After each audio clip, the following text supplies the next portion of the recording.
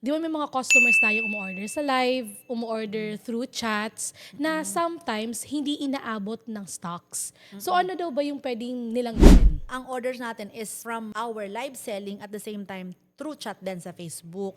Pero remind ko lang po ha, hindi po kami nagbebenta sa TikTok. Wala kami sa TikTok. Meron kaming TikTok, may IG kami, pero sa Facebook lang po kami nagbebenta.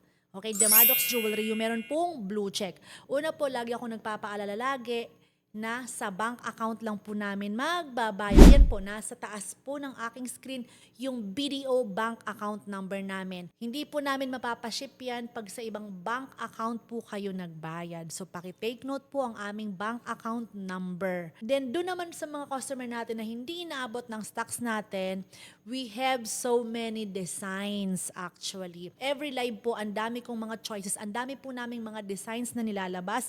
Di ba nagugulat nga yung mga customer natin, every live we're doing twice a week na live, pero super dami nating designs. Halos di natin maubos-ubos per live. So, ganun po ang Maddox. You have so many choices. So, ngayon po, if in case na hindi kayo inabot dun sa stocks na gusto ninyo, i-chat nyo lang po ang admin, tanungin nyo, admin, anong meron pa dyan? Baka meron kang ganito, meron kang ganitong design. Baka mamaya, mas maganda pa yung makita mong design, di ba? Yes, true. Yung choice mo, totoo yun na minsan hindi mo nakita sa live tapos may sabi ni admin, ma'am, may stock kaming dumating ngayon, kadarating lang. Eto, mamaya makita mo, oh my God, mas maganda maganda. kayong design yan. Yan ang kunin ko. Yun po yun. Wag lang po kayong masettle dun sa design na gusto ninyo na malay mo, meron pang mas.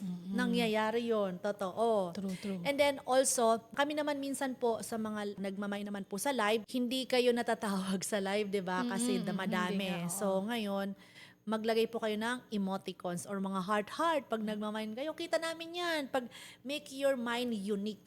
Doon naman sa mga customer natin na yun nga nagmamine sa live, actually hindi kami masyadong mahigpit, no? Kami lang po yung seller ata na hindi kami mahigpit sa mga customer namin. Pag nag-mine kayo, pag di nagbayad, okay lang. Oo nga, hindi Yes, we're very friendly.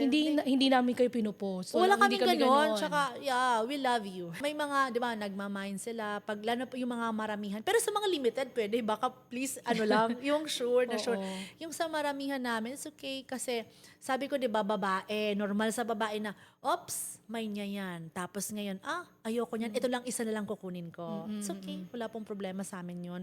Ngayon, if mangyari man po yun, wala pong problema sa amin. Yung pera po ninyo, sabihin nyo na, gamitin ko sa next na order ko. Sa next na live, gamitin ko na lang kasi ayoko nito, ayoko niyan, eto na lang.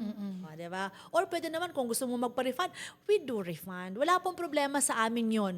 We are very, very accommodating.